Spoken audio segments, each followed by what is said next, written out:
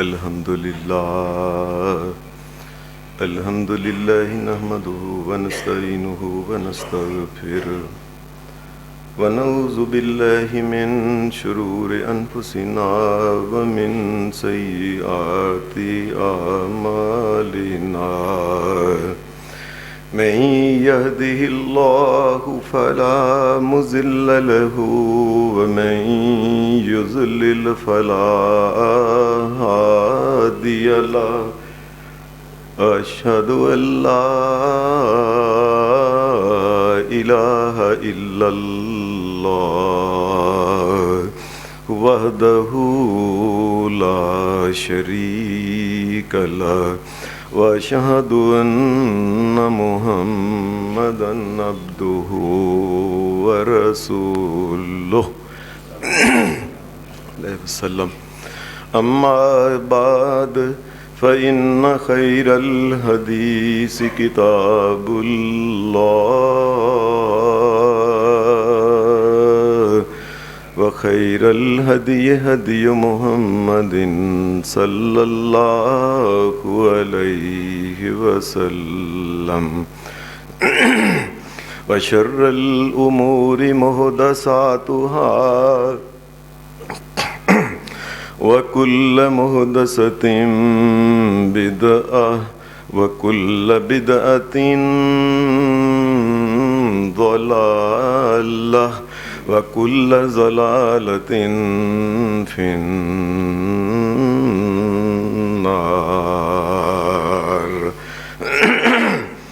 أعوذ بالله من الشيطان الرجيم. بسم الله الرحمن الرحيم. والذين تبوأوا الدار والإيمان من قبلهم يحبون من هاجر إليهم ولا يجدون في صدورهم حاجة مما أوتوا ولا يجدون في صدورهم حاجة مما أوتوا ويؤثرون على أنفسهم ولو كان بهم خصاصة ومن يوق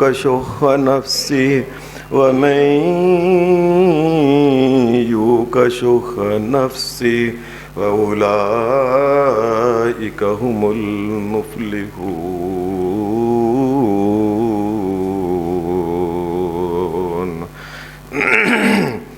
حضرات،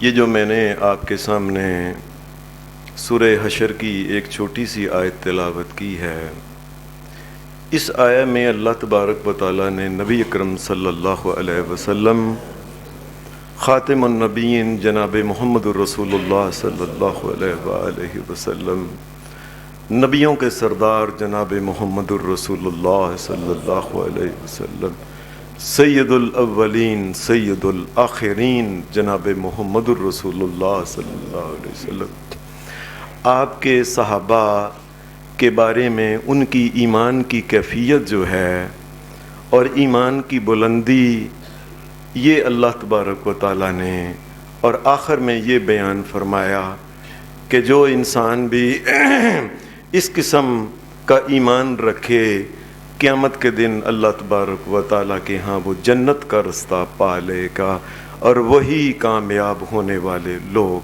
ہیں۔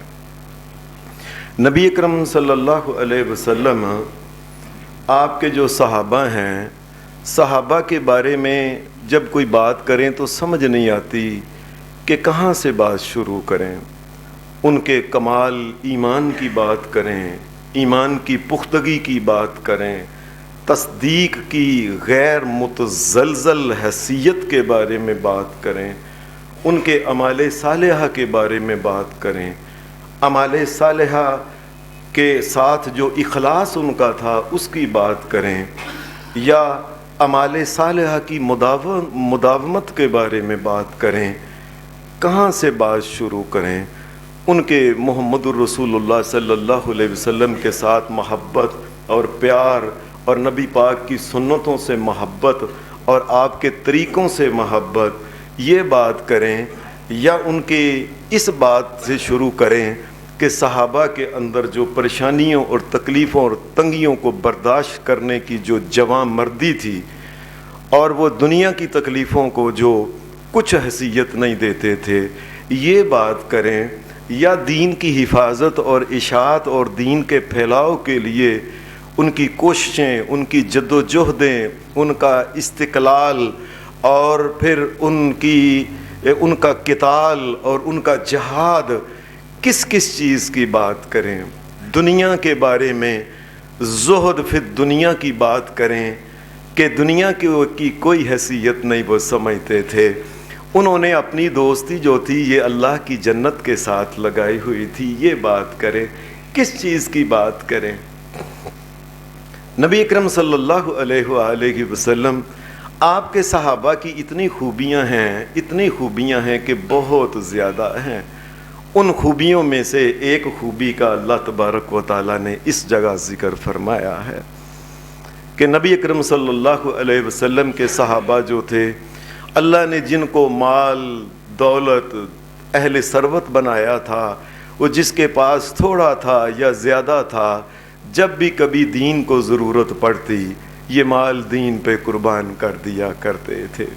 اہل ایمان کو جب بھی کسی تنگی کا سامنا ہوتا، یہ اپنے مال اور دولت کو مسلمانوں کی غربت اور ان کی فاقہ کشی کو دور کرنے کے لیے کبھی بھی مال خرچ کرنے سے یہ صحابہ ہچکچاتے نہیں تھے، کبھی خیال ہی نہیں کرتے تھے کہ باقی پیچھے کیا بچا ہے، کل کلاں کیا ہوگا۔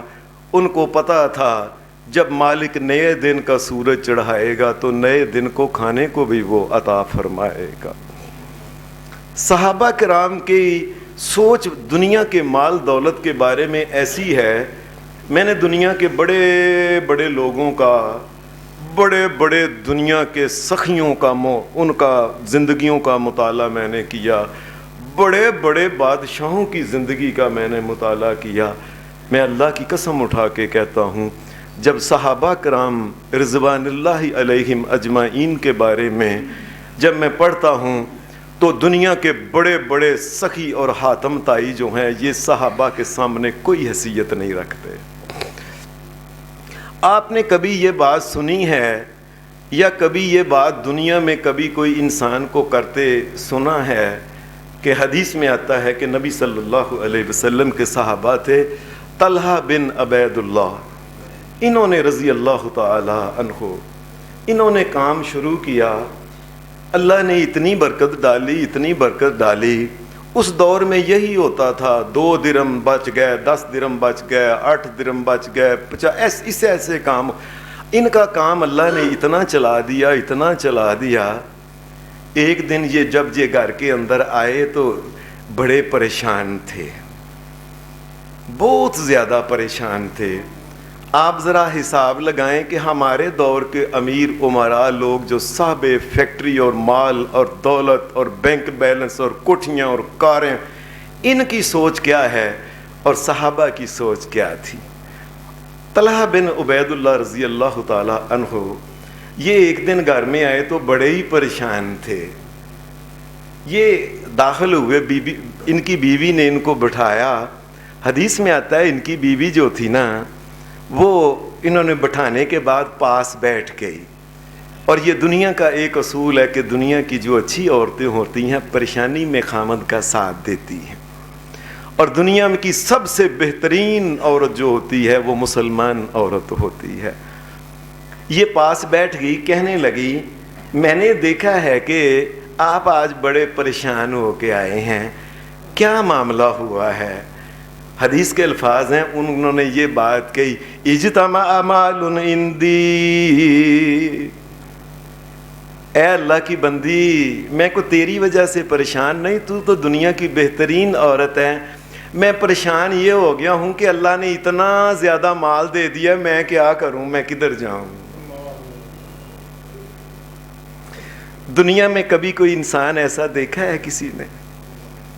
نبی صلی اللہ علیہ وسلم نے فرمایا لوگوں کا تو یہ حال ہوتا ہے کہ آدم کے بیٹے کو اگر ایک وادی پوری کی پوری وادی اگر آدم کے بیٹے کو سونے اور چاندی اور مال کی دے دی جائے، یہ وادی اسے کہتے ہیں، جیسے کہتے ہیں وادی کاغان، وادی نیلم، تو وہ پہاڑوں کے ساتھ ساتھ جو نیچے علاقہ ہوتا ہے نا، سارا پہاڑوں کے ساتھ ساتھ جو نیچے علاقہ ہوتا ہے ان کو وادیاں کہتے ہیں۔ فرمایا یہ سارا بھر کے اگر ابن آدم کو سونے کا دے دیا جائے، آدم کا بیٹا یہی چاہتا ہے کہ 2 وادیاں تھوڑی ہیں، ایک اور ہونی چاہیے۔ اور ادھر کیا معاملہ ہے کہ طلحہ بن عبید اللہ اس دور میں کتنے امیر ہوں گے، وہ لوگ گھر میں آئے تو کہہ رہیں گے میں کیا کروں، پیسے بہت آ گئے ہیں، مال بہت آ گیا، کام بہت چل گیا، منافع بہت آ گیا ہے۔ ان کی بیوی کہنے لگی اس میں پریشانی کی کون سی بات ہے، ہماری بیویوں کی سوچ اور ان عورتوں کی سوچ کیا تھی؟ ہماری بیویوں کی سوچ ہوتی تو پتہ نہیں کیا کیا کہتی کہ مجھے یہ بنا دو، فلاں کر لو، بچیاں واسطے رکھ لو کچھ، پوتریاں پڑ پوتریاں لگڑ پوتریاں دگڑ پوتریاں واسطے رکھ لو کچھ۔ اس کی سوچ اور ہے۔ بیوی نے اسی وقت کہا وہ اللہ کے بندے بھی عجیب تھے، ان کی بیویاں بھی عجیب تھی۔ بیوی کہنے لگی کوئی بات نہیں، اس میں پریشانی کی کون سی بات ہے، آپ اپنے منشی کو بلائیں، جتنا مال ہے نا وہ مال لے کے آئے، اور جتنے خاندان کے لوگ، جتنے غریب مسکین یتیم ماڑے ملتے ہیں سب کے اندر تقسیم کر دیں۔ اللہ اکبر، اللہ اکبر، اللہ اکبر۔ ہمارے ہاں ہوتی ہے خامد اپنی بہن کو 2-4 آنے دے دے تو بیوی ساری زندگی تان لے سارا انہوں نے دے چھڑنا ہی۔ اور وہ کیسے لوگ تھے کہ ان کی بیویاں خود پریشان ہیں کہ مال زیادہ آ گیا ہے، اور بیوی یہ کہتی ہے کہ آپ اسے سارے خاندان کے ماڑے غریبوں میں تقسیم کر دیں، یہ مال کی کوئی حیثیت نہیں ہے۔ انہوں نے اپنے منشی کو ساتھ لیا، اور اس دور میں جبکہ 2 درم کی ایک بکری آتی تھی جو آج کل 20-30-40 ہزار کی آتی ہے، 4 لاکھ درم تھے، سارے تقسیم کر کے ہی کہا کہ اللہ کا شکر ادا کیا۔ 4 لاکھ درم اس دور میں، جس دور میں 1 دینار جو یہ 3-4 دینار کی لمبی تلوار آتی تھی، لمبی تلوار، آج کل جو 20,000 کی نہیں تھی، 50,000 کی۔ کہنے لگے سب شکر ہے، میں پریشان بڑا تھا کہ اللہ نے اتنا مال دے دیا ہے، کیا بن گیا ہے۔ اس دنیا میں کوئی ایسا انسان آج تک پیدا ہوا ہے؟ ان کے نزدیک مال پریشانی کی وجہ بن گئی تھی، اور ہمارے نزدیک یہ ہے ایک بندہ اگر وہ کروڑوں اور سچی مچی اربوں پتی آدمی ہے تو اس کی پریشانی یہ ہے کہ ایک فیکٹری اور لگ جائے نہ کبھی۔ ان لوگوں کا صحابہ کے ساتھ کیا مقابلہ کیا جا سکتا ہے؟ اور پھر صحابہ کی ایک دن شکایت نبی صلی اللہ علیہ وسلم کے دور میں، حدیث میں آتا ہے کہ حضرت ابو ذر غفاری کہتے ہیں نبی صلی اللہ علیہ وسلم کے پاس ایک دن صحابہ آئے اکٹھے ہو کے، اور یہ ماڑے غریب تھے سارے، اور آ کے سارے کہنے کیا لگے یا رسول اللہ صلی اللہ علیہ وسلم ذہب اہل الدثور بالدرجات العلی والنعیم المقیم، اور ایک حدیث میں آتا ہے ذہب اصحاب الدثور بالاجور یا رسول اللہ صلی اللہ علیہ وسلم نصوم کما نصلی کما یصلون ونصوم کما یصومون وهم یاتقون ولا ناتق ویتصدقون ولا نتصدق۔ صحابہ کی شکایت آ کے شکایت عجیب ہے، اللہ کی قسم، اور دنیا میں کوئی ایسا انسان پھر پیدا نہیں ہوا ان لوگوں جیسا۔ شکایت یہ کر رہے ہیں غریب صحابہ نبی علیہ السلام کے پاس آ کے، اللہ کے رسول، اللہ کے پاس جو جنتیں ہیں یہ ساری امیر لوگوں نے لے جانی ہیں، پریشان یہ کیا کہ یا رسول اللہ یہ صدقہ خیرات بڑا کرتے ہیں، کوئی ماڑا غریب کوئی غلام ہوتا ہے فٹافٹ پیسے دے کے زاد کر دیتے ہیں، نمازیں تو روزے تو ہماری طرح رکھتے ہیں، لیکن اللہ کے رسول یہ صدقہ بڑا کرتے ہیں، ہماری یہ شکایت ہے۔ یعنی یہ شکایت ہے کوئی؟ ہمارے دور کے غریب امیر آدمیوں کی شکایت کیا ہے؟ کیسے مال دولت کے اوپر سانپ بن کے بیٹھے ہوئے ہیں، اور ان کی شکایت یہ تھی اللہ کے رسول یہ صدقہ بڑا کرتے ہیں۔ آپ نے فرمایا اچھا کوئی بات نہیں۔ یعنی عجیب بات یہ ہے کہ ذرا صحابہ کا غور کریں، شکایت کیا ہے؟ جی صدقہ بڑا کرتے ہیں یا رسول اللہ، یہ امیر لوگ ساری جنتیں تو انہوں نے لے جانی ہیں۔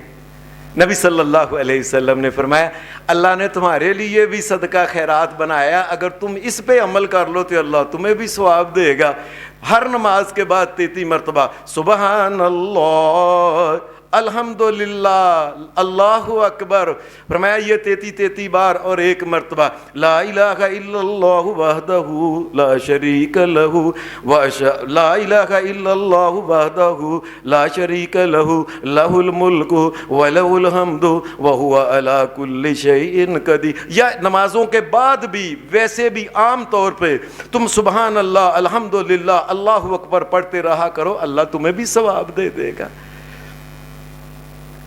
اس کی تفسیر ایک میں نے حدیث کی شرح میں پڑھی ہے کہ ایسے ہوا کہ مسجد کے اندر دیکھا کہ غریب آدمی جو صحابہ بیٹھے ہوئے ہیں نا، یہ بیٹھ کے نا امیر آدمی جو تھے اس دور کے وہ نمازیں پڑھتے اس کے بعد چلے جاتے، دیکھتے غریب آدمی مسجد میں بیٹھے ہوئے ہیں،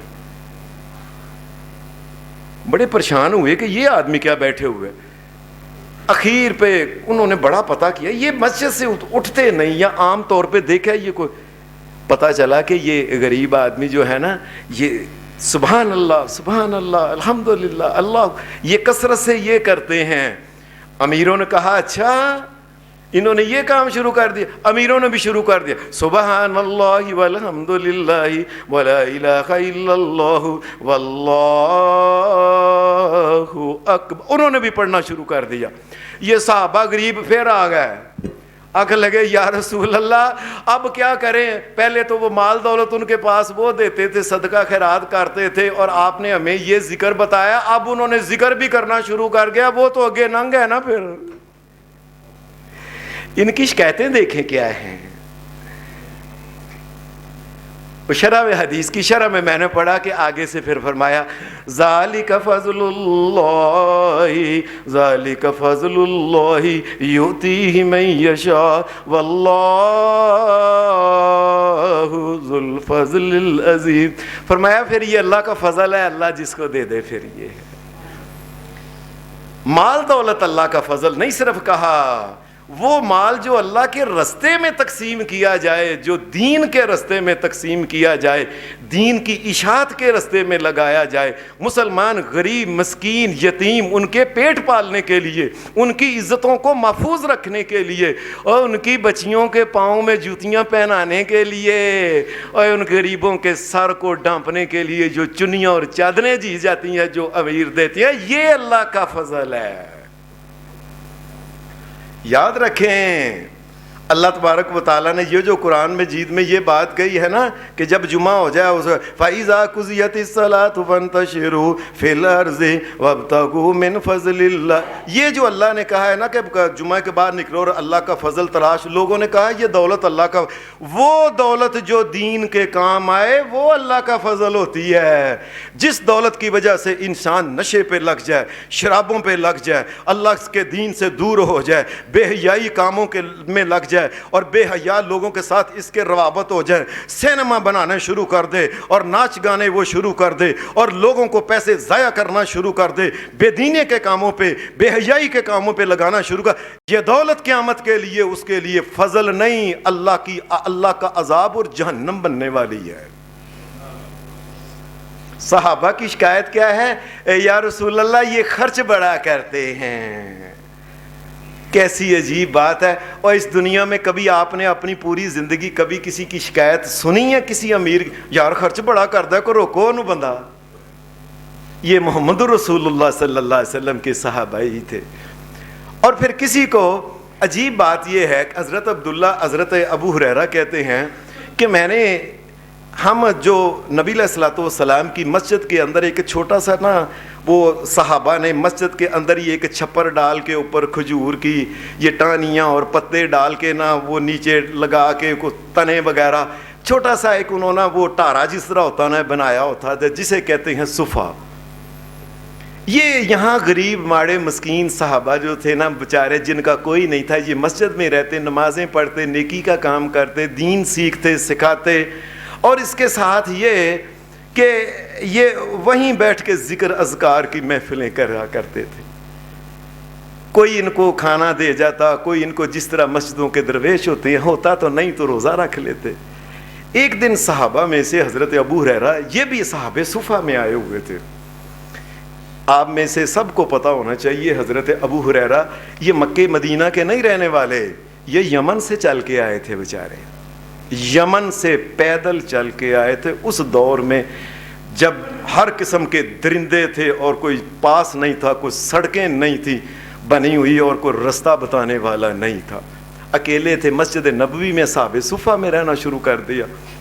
اللہ کا کرنا ایسا ہوا کہ ایک دن بڑی بھوک لگی, یہ مسجد سے باہر آئے کہ کوئی بندہ, انہوں نے آگے صحابی کو دیکھا تو صحابی کو کہنے لگے یار یہ جو قرآن مجید میں آتا ہے وَيُطِعِمُونَ الطَّعَامَ عَلَىٰ حُبِّهِ مِسْكِينًا وَيَتِيمًا وَأَسِيرًا, یہ جو اللہ کہتا ہے کہ میرے نیک بندے وہ ہیں جو وہ لوگ مسکیناً جو ماڑے غریب لوگوں کو کھانا کھلاتے ہیں اور یتیموں کو کھانا کھلاتے ہیں, اور وہ جو قیدی بن گیا بیچارہ اس کو کھانا کھلاتے ہیں. اس آیت کا مطلب کیا ہے؟ اب دوسرے صحابی آئے, اس نے بتایا اس کا مطلب یہ ہے کہ اللہ نے کہا ہے کہ جو آدمی ان ماڑے غریبوں کو کھانا کھلائے یہ اللہ کو بڑا پسند ہے.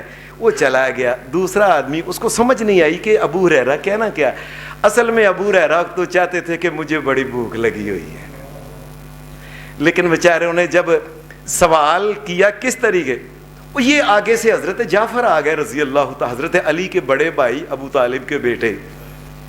حدیث میں آتا ہے یہ آگے سے حضرت جعفر آئے تو کہنے لگے جعفر یہ جو اللہ کہتا ہے وَيُطِعِمُونَ الطَّعَامَ عَلَىٰ حُبِّهِ مِسْكِينًا وَيَتِيمًا وَأَسِيرًا, نیک بندے جو ہوتے ہیں نا جنت میں جانے والے, یہ مسکینوں یتیموں اور قیدیوں کو کھانا کھلاتے ہیں. کیا مطلب ہے؟ ابو ہریرہ کو ایسے دیکھا, کہنے لگے میں اس کا تمہیں مطلب بتاتا ہوں. باں پھاڑی, چل کب میرے گھر چل. گھر چلے, کھانا تھا, کیا کھانا جو ہے نا یہ ابو ہریرہ کو دو. رج کے کھانا کھا لیا, کہنے لگے یہ اس کا مطلب ہے کہ اللہ نے جن کو دیا ہوا ہے اپنے مال اور دولت کو اہل ایمان کی بھوک مٹانے کے لیے وہ خرچ کرتے ہیں.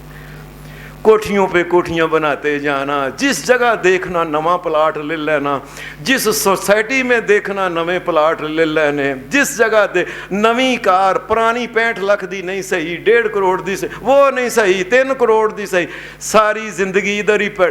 اور قیامت کے دن, اور میں کئی دفعہ یہ سوچتا ہوں کہ ایک امیر آدمی جو ہے یہ جنت میں کیوں نہ جائے, اور غریبوں کے اوپر خرچ کرے, یتیموں پہ اوپر خرچ کرے, مسکینوں پہ اوپر خرچ کرے, مجاہدین اہل ایمان کے لیے خرچ کرے, ان کے لیے زندگی میں آسانیاں پیدا کرے, اور چپ کر کے دنیا میں آپ بھی کھائے اولاد بھی کھوائے, سیدھا جنت کے اندر جائے.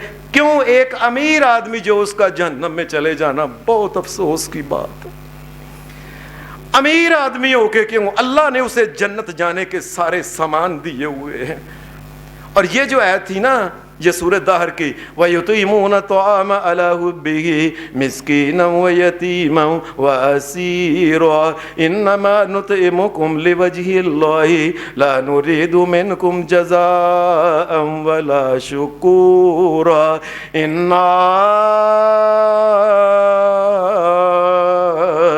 إِنَّا نَخَافُ مِن رَّبِّنَا يَوْمًا عَبُوسًا قَمْطَرِيرًا فَوَقَاهُمُ اللَّهُ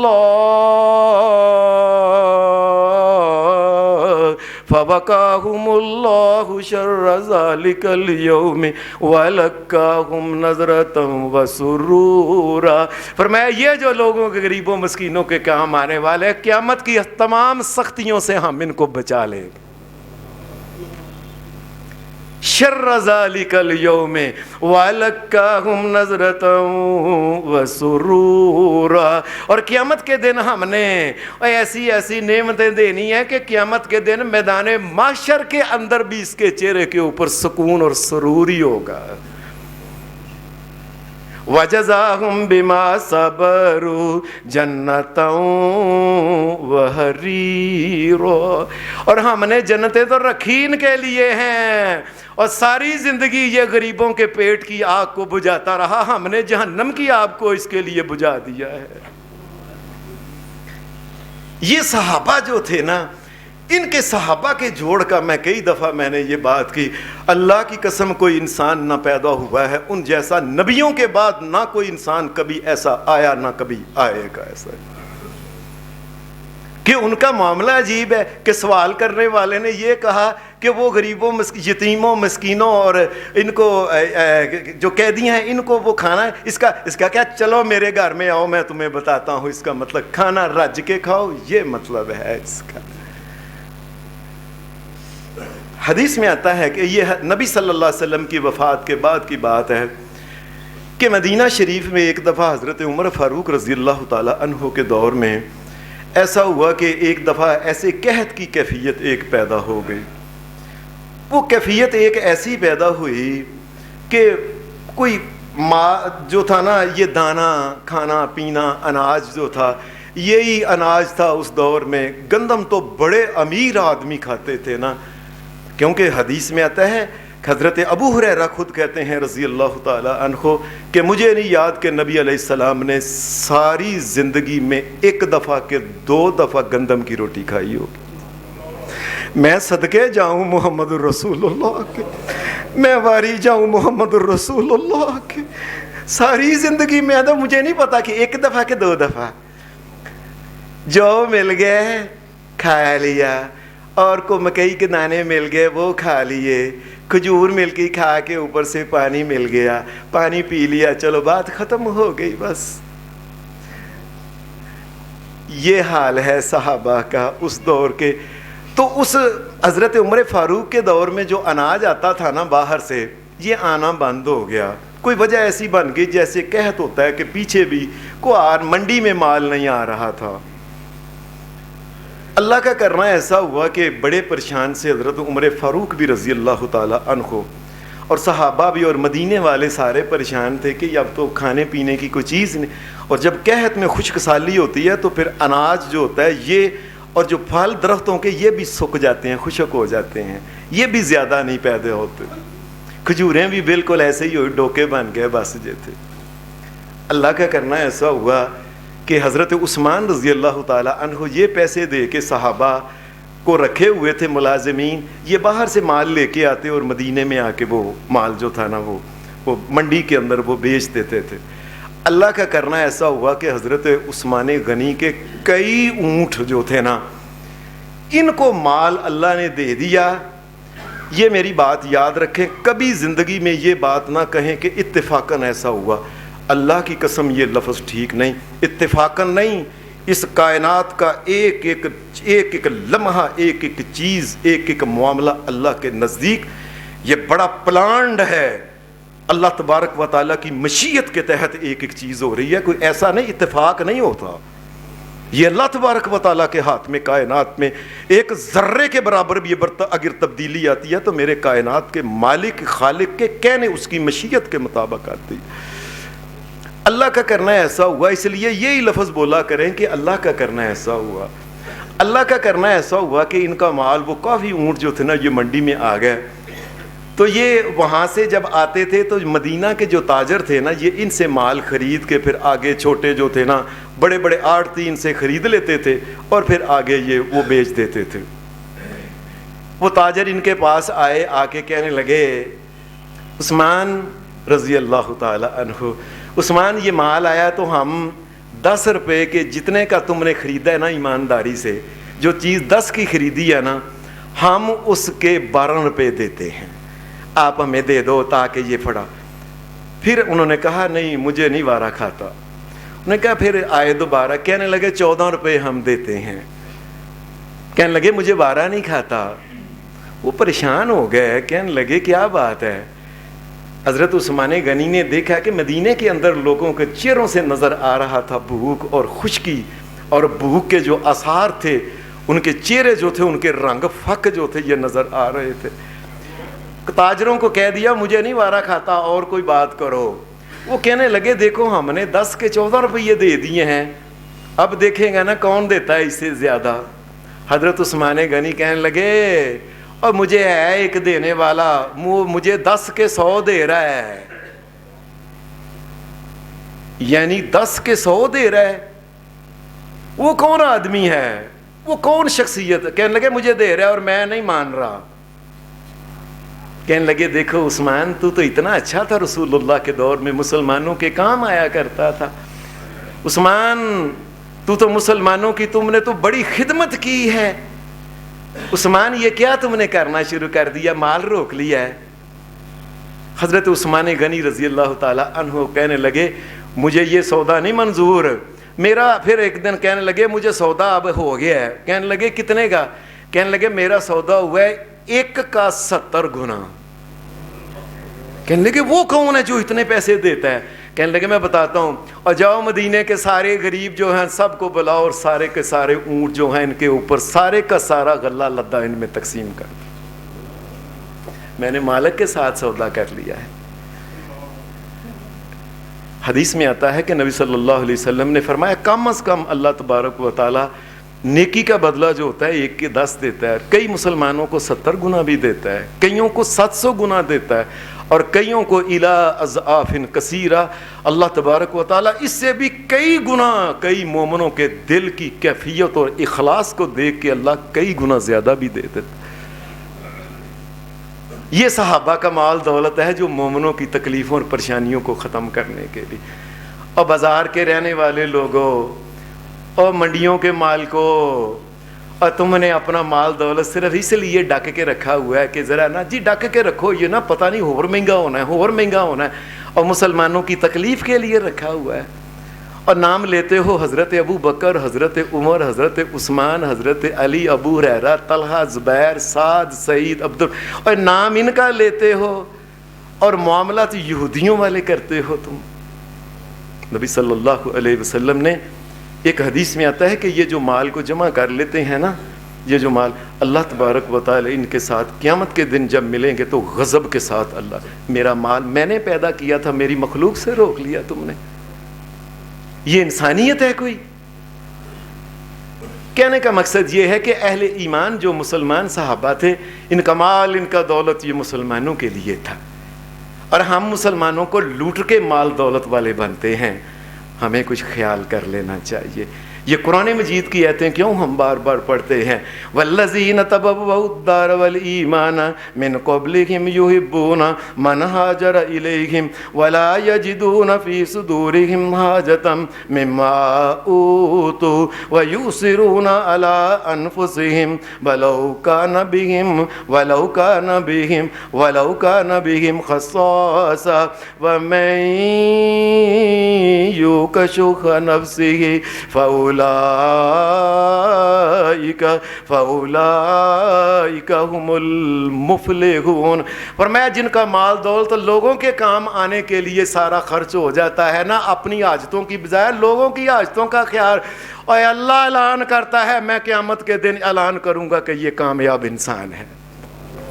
اب وہ لوگ اپنا حساب لگا لے جو مسلمانوں کو تکلیف تنگی ان کے لیے مال مہنگا کرتے ہیں, ان کی تکلیفوں کو زیادہ کرتے ہیں. یہ سوچ لیں اللہ تبارک و تعالیٰ ان کے ساتھ کیا کرنے والا ہے. مدینہ شریف کے اندر اللہ کا کرنا ہے. مسلمان جس علاقے میں رہتے تھے نا, یہ اوس اور خزرج, جب یہ 2 عیسائی قبیلے مسلمان جب یہ ہو گئے, یہ بھی ہو گیا, اور بھی کچھ یہودیوں میں سے چند ایک مسلمان ہوئے. مسلمانوں کے علاقے میں جو کنویں تھے پانی پینے کے لیے, ان کا پانی کھارا اور نمکین تھا, پینے کے قابل نہیں تھا. اللہ کا کرنا ایسا ہوا کہ یہودیوں کے علاقے میں جو پانی تھا نا, یہ کنویں کا یہ بڑا ہی میٹھا پانی تھا. مسلمان بھی چاہتے تھے کہ وہ پانی جو ہے نا وہ ہمیں وہ پینا چاہیے. یہ تو کھاری پانی تھا, بڑا نمکین, ایسا ایک کوٹر نہیں پیا جاتا تھا. نبی صلی اللہ علیہ وسلم نے فرمایا کون ہے جو مسلمانوں کے لیے پانی کا انتظام کرے, اللہ اس کے لیے جنت کی بشارت ہے اس کے لیے. حضرت عثمان غنی اس یہودی کو آ کے ملے, کہنے لگے یہ پانی کا جو کنواں ہے یہ آپ ہمیں, کہنے لگا نہیں جی آسانی پینا کدھروں, پھر آدھے دن آپ پانی نکال لیا کرو, آدھے دن میں پانی نکال لیا کروں گا, 12,000 درہم لوں گا میں. حضرت عثمان غنی نے یہ نہیں کہا کہ 11.5 ہی کرا لائے, چپ کر کے 12 نکال کے اس کو دے دیے. کہا مسلمان 3 دن مسلمان آدھا پانی مسلمان نکالتے, آدھا دن وہ نکالتے. مسلمانوں کے لیے لہریں بہریں ہو گئی اللہ کے فضل سے. اہل ایمان کی دولت تو ہے اس لیے ہے کہ اللہ کی جنت کو کمائیں. اللہ کا کرنا ایسا ہوا کہ یہودی کہنے لگا تم پانی زیادہ نکالتے ہو, مسلمان زیادہ پیتے ہو, تم پانی بھی زیادہ پیتے ہو, وضو زیادہ کرتے ہو, نہاتے بھی تم زیادہ ہو, کپڑے کی صفائی بھی زیادہ کرتے ہو, یہ تم پانی زیادہ استعمال کرتے ہو, مجھے نہیں یہ سودا منظور. 12,000 وہ کہنے لگے باقی کے جو ہے نا ادھے اس کی بھی بات, کہنے لگا باقی کے ادھے کا 18,000 ہے, اور ساتھ یہ ہے کہ پانی بھی ہم پئیں گے فری. عثمان تیرے جیسا بھی دنیا میں کوئی انسان پیدا نہیں ہوگا. فرمایا یہ 18,000 ہو گیا, سارا کنواں اب ہمارا ہے نا, جو جتنے تم یہودی قبیلے ہو نا سارے, بنی نذیر, بنی قریظہ, جیسا جتنے تمام کے تمام جتنا چاہے پانی نکال لیا کرو, ہماری طرف سے یہ فری پانی ہے. یہ بیر روما تھا اسے کہتے ہیں. یہ لوگ مسلمانوں کے کام آتے تھے, ان کا مال اور دولت تھا. حدیث میں آتا ہے نبی صلی اللہ علیہ وسلم کے ایک صحابی تھے حضرت ابو قتادہ, انہوں نے کسی سے پیسے لینے تھے, قرض اس نے لیا تھا.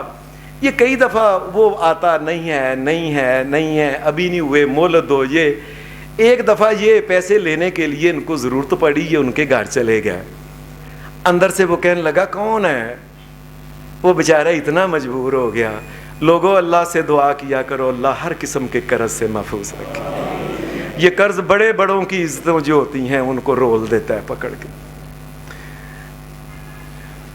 یہ کہنے لگے اس کو کہو کہ ابو قتادہ آیا ہے. اس نے اندر سے کہا او پتر جا کے کہہ دے کہ وہ کار نہیں آیا. اور بچہ باہر آ کے اس نے کہا ابا جی کہتے ہیں میں گھر میں نہیں ہوں. آپ نے گھر کے اندر ہی ہے, پیسے کی وجہ سے پیسے نہیں نہ ہوں گے. آپ نے اونچی آواز دی او بھائی باہر آ جا, میں نے تیرے سارے پیسے معاف کر دیے ہیں. وہ باہر آ کے رونا شروع کر دیا. فرمایا رونے کی کوئی بات نہیں, یہ جو میں نے معاف کیا ہے نا, مجھے یاد آ گیا محمد الرسول اللہ صلی اللہ علیہ وسلم نے فرمایا تھا جو کسی مسلمان کو مہلت دے یا اس کے پیسے معاف کر دے, قیامت کے دن جب کسی چیز کا سایہ نہیں ہوگا اللہ اسے اپنے عرش کا سایہ نصیب کر. حدیث یہ صحابہ کے پیسے ایسے تھے مسلمانوں کے لیے خوشی کا سامان. مسلمان جو اللہ پیسے دیتا ہے مسلمانوں کو خوشیاں دو, اور مرنے کے بعد مرتے ہی تمہارے لیے جنت کے فرشتے آئیں تمہاری جان نکالیں, اور پھر اس کے بعد حشر میں نبیوں رسولوں کے ساتھ ہونا, اور پل سراج سے آزادی کے ساتھ آرام سے سکون سے گزر کے اور جا کے جنت کی سیر کرنا. افسوس اس آدمی کے ہے اوپر جس کو اللہ نے مال دولت دیا اور وہ جہنم میں چلا گیا. حدیث میں آتا ہے کہ ایک اور صحابی تھے, انہوں نے پیسے کسی سے ادھارے لیے تو وہ کئی دفعہ اس نے مانگے. ایک دن وہ بھی مانگنے آ گیا. یہ الگ واقعہ ہے. باہر دروازے کے اوپر آ کے اس نے کہا کہ میں نے اس سے ملنا ہے. اندر سے اس کی نا لونڈی تھی گھر کی, وہ بیچارہ نا اندر نا منجی تھلے بڑھ گیا. نبی صلی اللہ علیہ وسلم ہر نماز کے اندر دعا مانگتے تھے, اللہ ہر قسم کے قرض سے میں تیری پناہ چاہتا ہوں. وہ منجی کے نیچے چلا گیا. تو منجی کے نیچے وہ بیچارے چلے تھے, کہنے لگا اپنی بیوی لونڈی نو کہیں اشارہ کیتا کہ, تو لونڈی نے باہر آ کے کہا کہ وہ ایسی بات کی کہ اس صحابی کو پتہ چل گیا. اس نے کہا باہر آ جا. وہ جب باہر آیا تو کہنے لگا پریشان نہ ہو، یہ محمد رسول اللہ کا یہ فرمان ہے کہ جس سے پیسے لینے ہیں یا معاف کر دو یا اس کو مہلت دے دو، اللہ قیامت کے دن اپنے عرش کا سایہ دے گا. جاؤ معاف کی. یہ لوگ تھے یہ پیسے کے ذریعے جنت کمانے والے. اور ایک حدیث میں آتا ہے کہ نبی صلی اللہ علیہ وسلم جنازہ پڑھانے لگے، پوچھا اس کے اوپر قرض ہے؟ کہنے لگے جی 2 درہم ہے. فرمایا میں نے نہیں جنازہ پڑھانا اس کا.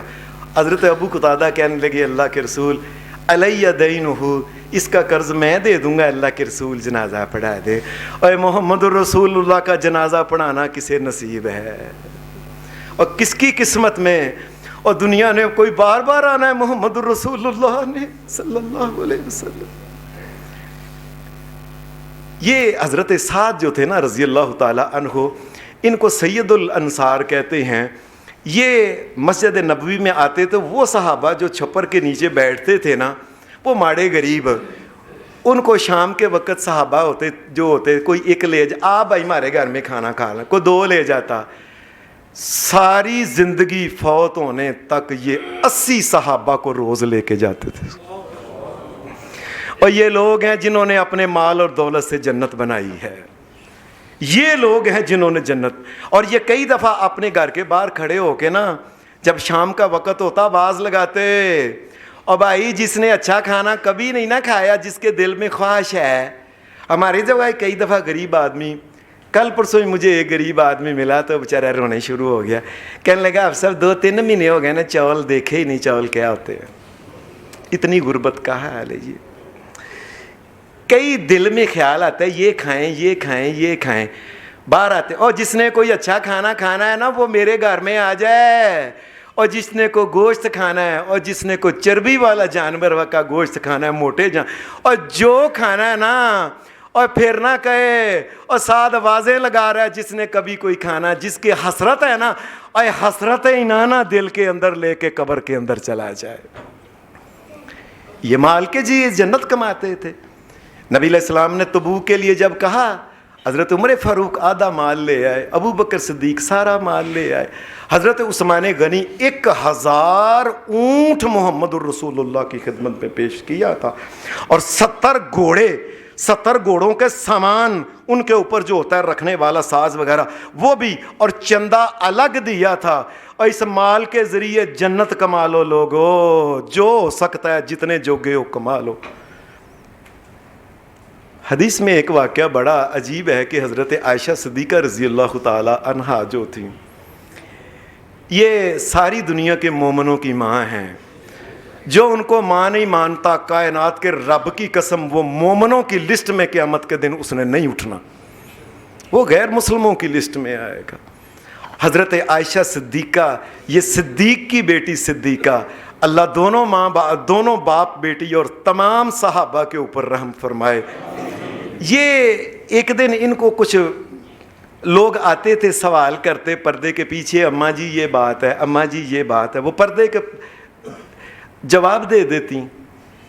اچانک ہی انہوں نے ایک بندہ آیا تو اس کو عبداللہ کہتے ہیں، منقدر ابن عبداللہ اس صحابی کا نام ہے. آپ نے اس سوال جب آپ میں تیرے بچے کتنے ہیں؟ وہ کہنے لگے جی اماں جی میں اتنا غریب آدمی ہوں، میرے پاس کو آنا ٹگا کوئی چیز ہی نہیں، گھر بھی نہیں ہے، میں شادی کدھر سے کروں، میرے بچے کیا ہیں؟ انہوں نے تو بچوں کا حال پوچھا تھا نا. کہنے لگے تیری شادی نہیں ہوئی؟ کہنے لگے اماں جی کہاں سے شادی کریں؟ کہنے لگے اچھا چلو. یاد رکھا حضرت امیر معاویہ رضی اللہ تعالی عنہ کا دور تھا یہ. انہوں نے شام سے حضرت ہماری اماں جان حضرت عائشہ صدیقہ کو یہ وظیفہ کچھ نہ کچھ ہدیہ بھیجا کرتے. 4000 درہم انہوں نے بھیجے، یہ اماں جی کو دے دو. کچھ اماں جی صدقہ کر دیتی تھی. وہ 4000 درہم آئے، سالانہ خرچہ تھا. جب یہ آئے تو کہنے لگے وہ اس کو بلا کے لاؤ جس کی شادی نہیں ہوئی تھی. اس کو بلائے، اس کو کسی کے ذریعے کہا یہ 4000 لے لو، جاؤ اپنے گھر بساؤ اور شادی کرو.